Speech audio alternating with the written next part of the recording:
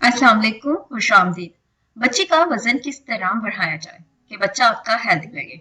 अगर आप जानना चाहते हैं कि बच्चे का वजन तेजी से कैसे बढ़ाया जाए तो वजन बढ़ाने के लिए बच्चों के खानों में कुछ अशिया आप लाजमी इस्तेमाल करवाएं, जिसमें है ब्रेस्ट फीडिंग। अगर आपका बच्चा 1 से 4 माह का है तो ब्रेस्ट फीडिंग आपके बच्चे के लिए इब्तदाई तौर पर बेहतरीन गजा है। मैश्ड बनाना और एप्पल, आप बच्चे की डाइट में ये दोनों जरूर इस्तेमाल करें।